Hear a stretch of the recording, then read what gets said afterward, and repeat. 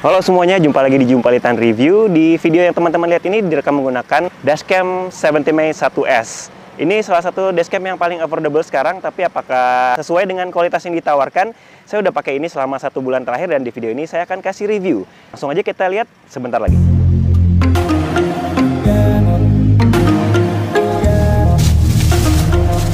Oke, ini dia barangnya. 70 Mei ya. Saya pikir tadinya tuh 7 omai, 7 omai, somai. Setelah saya cek itu tuh sebenarnya adalah 70 Mei, 70 Mei. Ini Smart Dashcam 1S. Jadi ini bukan tipe yang baru setahu saya. Udah cukup lama, ada beberapa tahun lalu. Tapi sepertinya ini cukup favorit ya teman-teman ya, karena paling banyak pembelinya. Kalau saya lihat, ini saya belinya di official store-nya. Ini bisa teman-teman temuin di marketplace tentunya. Linknya ada saya taruh di description ya. Dan ini karena official store, saya yakin juga ini versi bukan internasional ya, tapi versi yang dijual di Indonesia, saya yakin. Ini masih segel semuanya teman-teman. Ini di belakang ada keterangan spesifikasi dan lain-lain. Terus di sini ada websitenya. Di depannya simple, cuman kayak gini. Kemasannya menurut saya sih cukup elegan ya, elegan dan nggak neko-neko gitu, simple. Kita buka. Oh ya, harganya ini saya beli 600 ribuan. Kebetulan ada diskon juga, jadi sedikit lebih murah daripada harga biasa. Oke, kita buka ya barang-barang ya. Yap, di sini ada kayak stiker gitu. Ini sepertinya buat nempel ya teman-temannya, buat nempel di kacanya. So, di sini ada user manual. User manual kayak biasa. Ini ada bahasanya sih bahasa Inggris ya di sini ya. Ada bahasa Indonesianya nggak ya? Bahasa Indonesia nggak ada. Inggris, Portugis dan lain-lain. Nggak apa-apa. Itu bukan berarti dia bukan versi resmi Indonesia ya teman-teman ya. Karena ini diklaim punya garansi resmi dari websitenya. Bukan dari website, dari marketplace-nya. Terus di dalamnya lagi selain kameranya, ini ada itu udah satu set ya, satu set sama mountnya. Mountnya model yang kayak GoPro gitu, teman-teman, yang ini. Terus di sini udah dikasih adhesifnya atau perekat lah ya, kayak lemnya gitu buat ditempel ke kaca. Terus ini saya cuma beli kamera aja teman-teman, belum dapat SD card-nya. Di sini tempat SD card-nya, di sini ada colokan micro USB untuk power. Terus ada tombol reset juga, mungkin untuk reset settingan. Di sini setahu saya ada lampu indikator dan ini apa ya? Mungkin speaker. Ini juga ada mikrofonnya ya teman-teman ya. Jadi ini bisa merekam suara juga selain merekam gambar. Terus lensanya masih tertutup, masih ada stikernya di bagian sini. Oke, kameranya bobotnya kalau saya bilang sih lumayan berat ya. Saya pikir ekspektasi saya tuh lebih ringan daripada ini, tapi ternyata dia cukup berat. So kesannya tuh juga lebih mewah ya, nggak terkesan murahan gitu, karena dia cukup ada bobot lah gitu ya. Terus masih ada apa lagi di dalamnya? Masih ada ini boxnya, saya nggak tahu isinya apa. Oh, ini kabel. Ini port buat power ya, charging ke lighternya mobil ya teman-teman ya. Jadi ini dicolokin ke lighter mobil, terus baru di sininya ada USB. Oke, cukup proper, ada boxnya segala, ada plastiknya lagi, nice. Dan terakhir ini cukup berat pasti adalah kabel. Nah, ini kabelnya teman-teman. Kabelnya ini cukup panjang ya. Saya nggak tahu panjangnya berapa, tapi ini cukup panjang. Berat, jadi dia soalnya kan harus bisa dari kameranya di sini misalnya, kita harus tarik kabelnya melalui frame ini ya, nanti biar kabelnya rapi dan nggak kelihatan berantakan gitu teman-teman.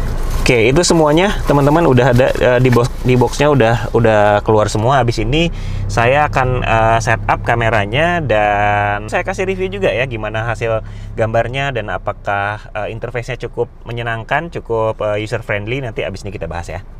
Oke, sebelum kita setup, jangan lupa download dulu teman-teman ya di Play Store atau di App Store kalau pakai iPhone, namanya 70 Mei. Ini udah selesai saya download, saya buka langsung. Pertama kita sign up dulu teman-teman ya, bikin account dulu. Oke, ini kita udah berhasil sign in. Oke, sementara di aplikasi mungkin itu dulu. Terus selain itu jangan lupa juga siapin SD card-nya. Ini saya pakai SD card yang SanDisk ya teman-teman ya. SanDisk yang 16 GB. Mungkin ini cukup kecil, tapi yang saya punya ini ya. Saya ini pakai sebelumnya di CCTV, di IP camera sama di action cam saya pakai ini, jadi harusnya aman ya penggunaannya. Di sini slotnya, jadi kita masukin di sebelah sini teman-teman ya. Oke, sampai klik terpasang. Oke, sekarang kita coba, mungkin kita connect dulu teman-teman ya. Sebelum saya setup pasang di kacanya, saya mau coba dulu untuk mastiin dia berfungsi dengan baik dulu. Connect ke apps-nya ya. Di sini colokin ke sininya, terus ini colokin ke USB-nya. Oke, begitu colokin, lampu indikatornya langsung nyala, terus ada bunyi. Oke,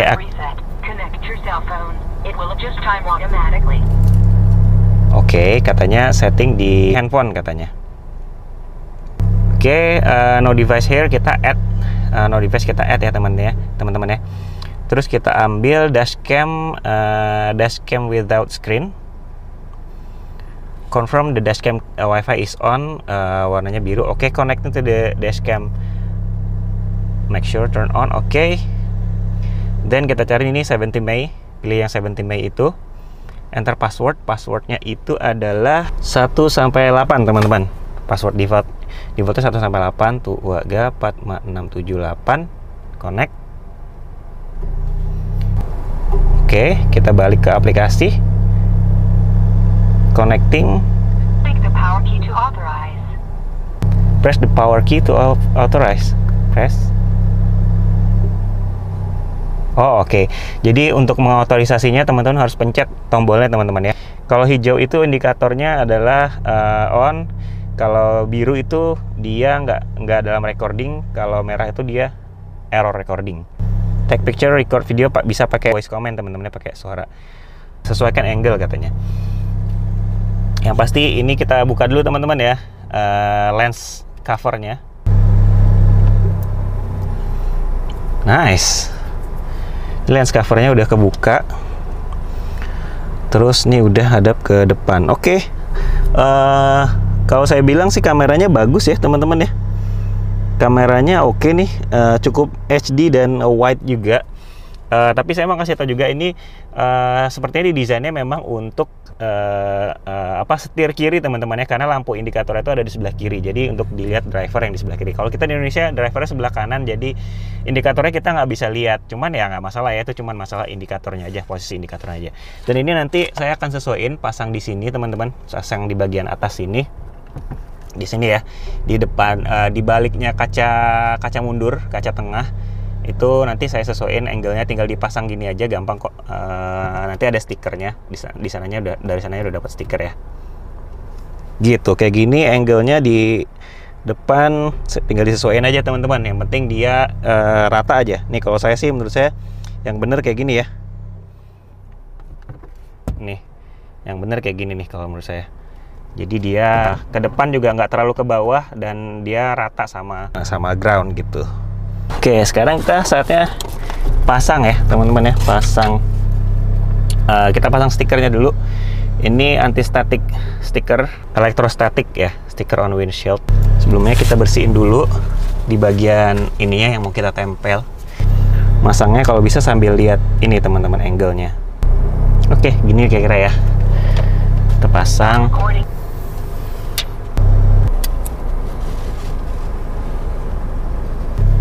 Sekarang kita buka bagian ininya, adhesifnya, bagian perekatnya ini.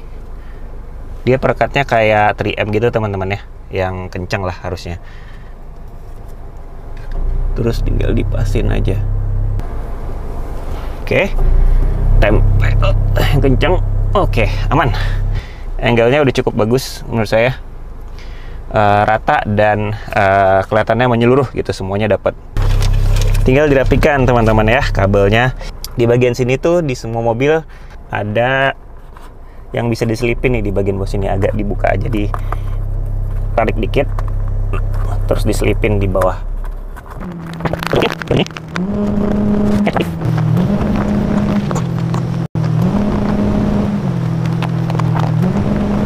Several months later.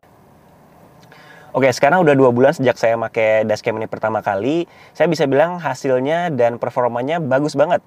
Video yang dihasilkan dari kamera ini tuh jernih ya teman-teman ya. Selain wide lensanya, hasilnya juga HD, Full HD bahkan. Resolusinya tuh 1920 x 1088. Itu ukuran filenya adalah 116 MB teman-teman ya. Jadi secara default kamera ini merekam tanpa suara atau no audio sama sekali. Tapi tenang aja, teman-teman juga bisa setting di aplikasinya jadi pakai suara. Dan ukuran filenya sama aja kalau saya bandingin antara yang pakai suara dan nggak pakai suara.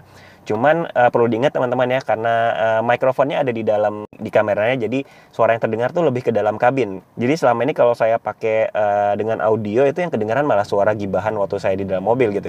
Bisnis yang korupsi yang ini.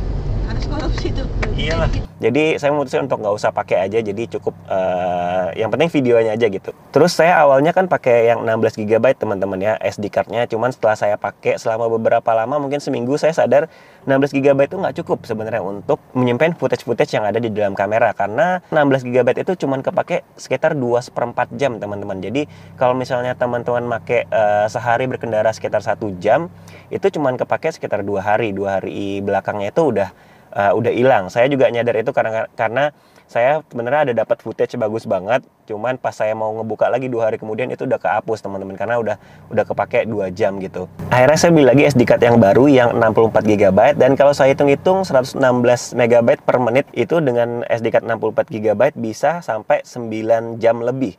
Artinya kalau 1 hari saya berkendara 1 jam itu bisa sampai nyimpan 9 hari teman-teman, dan itu menurut saya sih cukup lah ya untuk nyimpan footage. Jadi kalau kita baru ingat mau ngambil footage beberapa hari lalu, itu paling nggak 9 hari ke belakang masih bisa diambil. Tapi ini sangat tergantung seberapa lama teman-teman menggunakan mobil setiap harinya ya, karena sistem dari kameranya adalah dia akan merekam otomatis setiap kali kita nyalain mobil. Jadi dia sistemnya otomatis teman-teman, nggak perlu kita setting lagi setiap kali kita menyalakan mobil.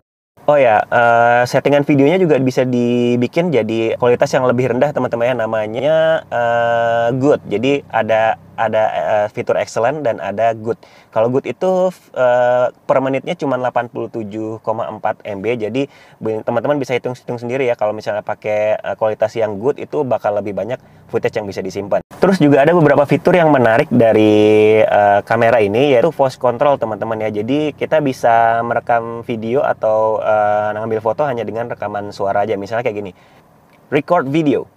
Start recording emergency video. Oke, dia akan merekam emergency video selama 30 detik, dan ini foldernya berbeda daripada video yang direkam otomatis teman-teman ya. Tapi sejauh ini saya nggak terlalu kepake karena kameranya selalu merekam ya. Jadi menurut saya nggak terlalu butuh untuk merekam emergency video. Dan untuk voice control juga bisa untuk ambil foto ya. Jadi kayak gini, take a picture.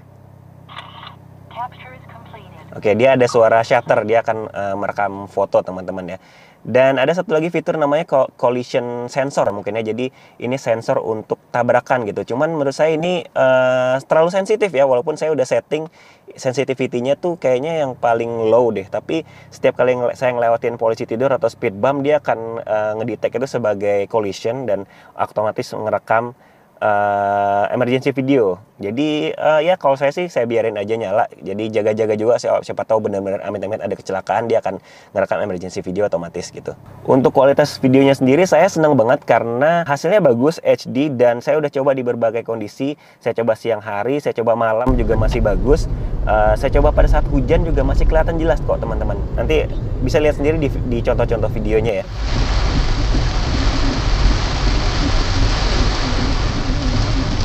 Dan pada saat malam, kamera ini dia nggak ada night vision teman-teman ya, tapi dia ada fitur namanya wide dynamic range. Saya nggak terlalu tahu juga, kayaknya secara default dia nggak aktif. Cuman menurut saya dengan settingan defaultnya aja, footage saat malam itu masih bagus banget karena kan di jalan selalu ada lampu dan ada lampu mobil juga, jadi masih kelihatan jelas kok di jalanannya. Ya padahal Gaster juga deket banget ya. Dan saya juga suka dengan aplikasinya ya teman-teman ya, aplikasi 70 May-nya. Jadi teman-teman untuk setting segala macam itu bisa melalui aplikasi, dan aplikasinya terhubung ke kamera menggunakan WiFi teman-teman ya. Jadi gampang kok, tinggal ikutin instruksinya aja. Jadi install di App Store atau di Apple Play dan ikutin instruksinya untuk connect ke HP. Dan di HP kita bisa live view teman-teman, jadi merekam apa yang sedang ada di kamera itu bisa. Dan selama kita live view ini juga kameranya akan tetap merekam, kecuali kita masuk albums teman-teman ya. Jadi kalau kita pencet albums, otomatis kameranya akan Stop recording video. berhenti merekam. Jadi teman-teman kalau lagi di kondisi misalnya lagi kondisi emergency atau footage yang penting banget untuk direkam, jangan ngebuka album karena otomatis kameranya akan berhenti merekam. Dan di album ini kita bisa langsung ngecek teman-teman semua video yang udah tersimpan di kamera. Jadi nggak perlu sering-sering buka-buka SD cardnya. Saya juga jarang kalau misalnya saya mau ngambil footage, saya langsung ambil aja dari aplikasi, langsung kita lihat. Dan di aplikasinya dia juga bisa langsung ditonton teman-teman ya videonya. Jadi kayak kita streaming dari kameranya langsung ke handphone. Tapi yang teman-teman lihat di streaming ini itu kualitasnya kualitas yang low karena ini memang untuk preview aja teman-teman ya. Kalau misalnya mau video yang full resolution, di download aja langsung. Dan untungnya kita karena ini videonya kecil-kecil ya, cuma 1 menit, jadi untuk ngetransfer videonya tuh nggak lama-lama banget gitu. Dan di sini ada folder event ini yang direkam ada saat kita emergency video tadi teman-teman, dan dia per 30 detik. Jadi lebih aman event ini karena dia sepertinya nggak akan kehapus ya, nggak akan kelup kalau misalnya SD card-nya udah penuh. Terus kalau foto itu adalah yang tadi, kalau kita take a picture dia akan ngambil foto tersimpan di folder yang ini. Terus untuk fitur-fitur kita coba lihat yang lain-lain teman-teman ya.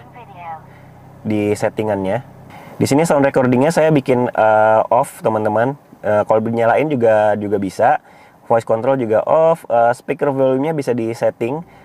Saya pakainya yang large biar kedengeran. Terus recording duration-nya juga bisa dibikin 1 menit, 2 menit, 3 menit.